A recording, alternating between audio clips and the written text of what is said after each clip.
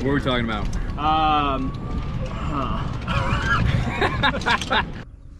I think it's gonna be alive, but you've done better. Still good.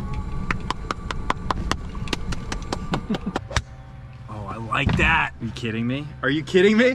Oh my. Oh, sick. Do that every time. Just sit. I was getting on that Atlanta flight. I was like, you think my clubs are gonna make it? The gate guys were like, yeah. Okay. Delta messed my clubs up on the connection and I had to buy new shoes. The shoes are worth it. Yeah. Hey, start over. Who am I waving to? I love that.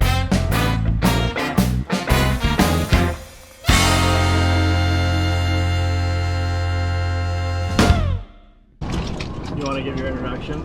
Carlos Soto, head of U.S. Private Equity Business Development at H.I.G Capital. 19 offices globally, investing across North America, South America, and Europe. About 500 investment professionals investing in private equity, credit, and real assets. How many different verticals, would you call them verticals or funds do y'all have?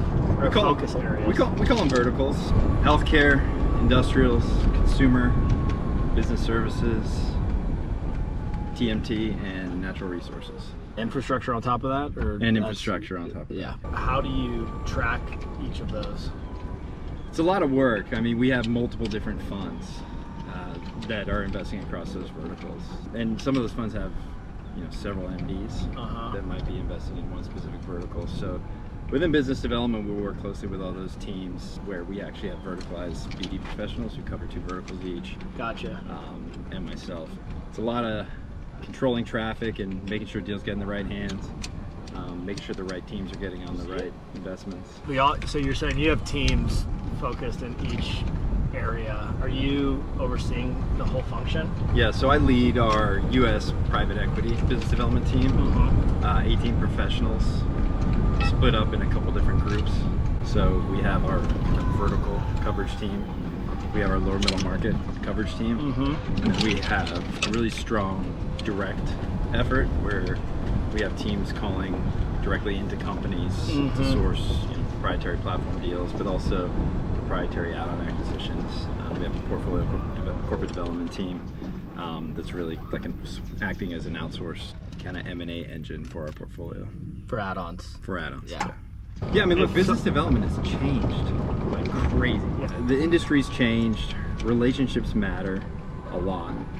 It's not just about sourcing the deal. It's about continuity of relationship, a two-way street type of relationship where, it's not just, what have you done for me? It's how can we work together? How can we grow each other's business? I think that's what's really driven the profession forward, especially for the senior guys, like the guys who've been in the industry a long time, who have realized that's what's really changed the game for them. And as I observed that, and I realized, hey, this can't just be about me getting the next deal in-house, right? It's got to be, how can I help them grow their business by identifying opportunities in the portfolio? And that just drives better deal flow. It drives better information when you're chasing deals. Right. And I feel like I found myself at the right platform now where my experience, how the platform operates, how the team operates, how they think about relationships is really meshed really well. Were you early? How common was it to have a business development professional at a private equity firm when you started? Was it like a pretty standardized role, or was it kind of a newer concept? So I think there were the OGs back then. I definitely wasn't in that first era of business development. I'm not sure if I was in the second era or not, but I'm probably like 2.5. It's very common now. I mean, almost every shop. It's a must-have. Yeah. And now, roles like operating partner roles are just becoming, you have to have it. It's a value creator for your portfolio. I think with business development, now you're in this age of, are you going mid-level or are you going senior to drive the effort within your firm? And I think you see more and more professionals who have long-term experience. I remember a couple years ago, my friend who's not in the industry was asking me about it. But to him, he was wondering about this career path and business development and private equity, what it meant. And I kind of did an assessment, and I said, there's probably only 50 people with, at the time I think I had 10 years experience. And I'm thinking through all the people I know, there's probably only 50 people in the country who have 10 plus years experience on this, which is kind of a crazy concept, right? And I'm coming up on 15 years doing business development now. And you've got guys who've been doing it much longer than me. And I think you've probably got a ton of people now who have 10 years experience where I was 5 years ago. That's crazy. right? If you were going to get into business development now, knowing how the industry's changed, what would your entry point look like if you're like coming out of college? So that's a great question because I'm actually interviewing people. Yeah. We're for a mid-level role right now. Mm-hmm. The way I look at it, and this is maybe the way I think about training business development professionals for a longer career, is you want to come in with a level of investment, accounting acumen, with hard skills in Excel and PowerPoint, where you can come in and pretty quickly be value add for some of the more project-driven initiatives, the data, the reporting, which I think is really important. I look for cultural fit, which I think is super important when you have a team, and we have a big team. And then it's the skill set that you can build upon. Investing and understanding investing in private equity, it's an apprenticeship business. Nobody understands that because they've been in banking for a couple years, right? It takes years of assessing hundreds and hundreds of deals to really kind of get a gut feel of what's a great investment. And I think on the business development side, like building hard skills early, understanding that investment acumen only makes you better as long as you're comfortable going out and doing the marketing side. Yeah. And that part, I wouldn't say it's rocket science. It's you know, it's got to be systematic. It's got to be repeatable. It's got to be something that you're good at.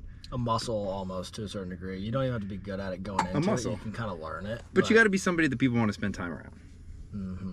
In a sense, right? I don't think that you can just be repetitive and, you know, robotic in your approach to people.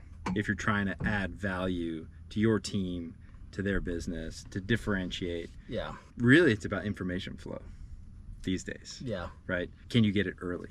And when you And say can that, you get it late? You're talking about deals for people that... Yeah, you're talking about deals, right? You want to know as much about not just the deal and the business, but about the process. Right.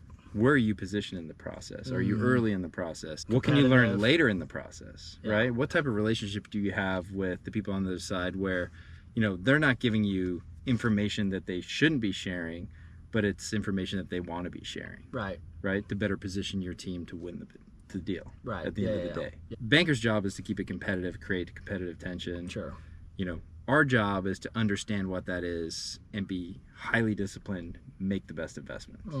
M&A is an art and a science. Business development, very much more art, but there is a science side of it. And if you apply it right, I think that's what the best business development professionals that you know, the senior guys that are coming to these conferences that are here with us right now, that's what they're doing. That's what they've done really well.